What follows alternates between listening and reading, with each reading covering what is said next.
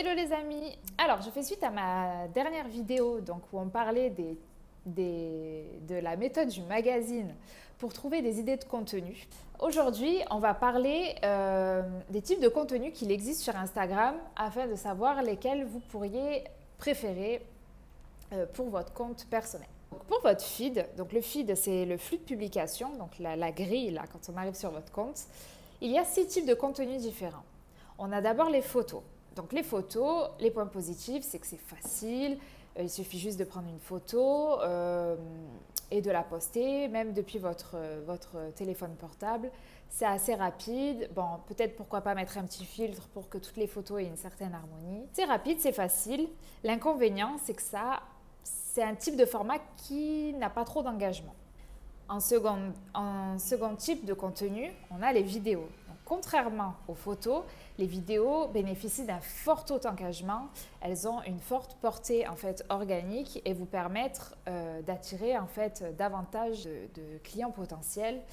Le problème de la vidéo, c'est que c'est un petit peu long à faire. Il y a toute la partie édition de vidéo, etc. qui peut prendre un peu plus de temps. Bon, un conseil que je peux vous donner, c'est pourquoi ne pas utiliser la fonction boomerang d'Instagram. Vous savez, c'est des petites vidéos courtes comme ça. Vous faites un boomerang, par exemple, sur un produit ou sur une personne en train de faire quelque chose, voilà, relié à votre thématique, et vous postez la vidéo telle qu'elle. Le troisième type de contenu, c'est le contenu carrousel. Alors moi, ça, c'est un contenu que j'aime beaucoup parce qu'au plus vous passerez de temps sur un post, au plus ça va envoyer un signal fort à Instagram en lui disant « Ah, cette personne passe du temps sur ce post-là, ça veut dire que ce post est intéressant et donc Instagram va faire remonter votre post. » Donc les carousels, en fait, ce sont comme des diaporamas de plusieurs photos, vous pouvez en mettre jusqu'à 10 et qu'on glisse comme ça sur la droite et il y a plusieurs photos ou vidéos même, vous pouvez même mettre des vidéos. Donc ça, c'est bien pour, par exemple, éduquer sur un sujet, expliquer un concept ou présenter vos dernières créations, etc., etc. Ensuite, on a le format Reels. Alors les Reels, c'est la dernière nouveauté d'Instagram. Hein. Je pense que vous n'avez pas pu passer à côté, sauf si comme moi, vous vivez en Côte d'Ivoire et que nous sommes les oubliés du monde d'Instagram et qu'il n'y a pas la fonction Reels ici. Mais il y a une petite astuce, si ça vous dit de la connaître, n'hésitez pas à me contacter. Alors les Reels, ce sont des vidéos courtes de 15 à 30 secondes qui ont vraiment une très forte portée et qu'en fait Instagram a vachement mis en avant.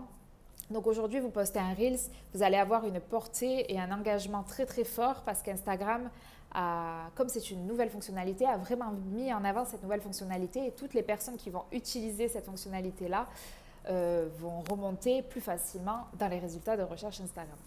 Les Reels, l'avantage de ça, il y a pas mal de fonctionnalités, etc., d'édition. Vous pouvez rajouter de la musique, vous pouvez rajouter des filtres, du texte. C'est vraiment sympa. Le petit inconvénient, c'est que ça demande de prendre en main un petit peu la fonctionnalité Reels avant de bien la gérer. Et un Reels de 15 secondes peut réellement mettre 1 à 2 heures de préparation si vous voulez quelque chose d'un peu chiadé, quoi. Ensuite, on a les citations. Oui, alors les citations, c'est un post qui fonctionne à tous les coups. C'est un post qui va être repartagé, enregistré. C'est quelque chose qui fonctionne plutôt bien et qui est plutôt facile à mettre en place. En fait, il vous suffit simplement d'écrire votre citation. On est par exemple un outil tel que Canva. Vous mettez un fond de couleur ou des couleurs de votre marque et vous mettez votre petite citation. L'inconvénient, c'est qu'on ne peut pas mettre n'importe quelle citation en tant qu'entreprise.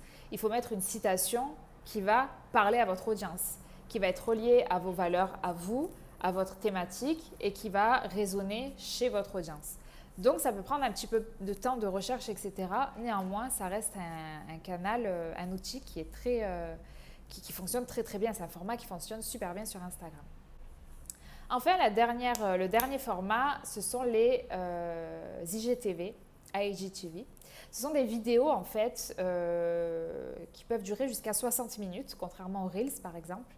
Et en fait, ces vidéos-là, ça peut être sympa pour partager des mini-séries, un peu comme je le fais maintenant, ou pour présenter les coulisses de votre entreprise. En fait, IGTV, c'est un petit peu le YouTube de Instagram. Le côté négatif, c'est que comme une vidéo YouTube, ça va nécessiter d'avoir certaines compétences en montage, voilà, en édition vidéo, rajouter de la musique, rajouter un peu, voilà. Bon, moi, je me casse pas la tête, hein, vous voyez, je mets mes écouteurs, je parle, je ne coupe pratiquement rien, à part le début et la fin, et basta. Et je me prends pas la tête parce que je considère que le contenu pour le moment est plus important que la forme et je préfère mettre toute mon énergie à vous fournir du bon contenu. Et le jour où j'aurai des gens qui bosseront avec moi, à ce moment-là, ce sera à eux de mettre ça en forme, de mettre des petits trucs un peu sympas pour que les vidéos soient un peu plus engageantes. Donc voilà, ça, ce sont les 6 types de contenus que vous pouvez avoir sur votre flux de publication. Le dernier type de contenu dont je vais vous parler, ce sont les stories. Donc les stories, en fait, c'est ce que vous partagez, non pas sur votre flux de publication, mais grâce à la fonction stories. Autour de votre photo de profil, vous avez un cercle de différentes couleurs. Et en fait, quand ce cercle est lumineux, on va dire, ça veut dire que la personne a publié des stories.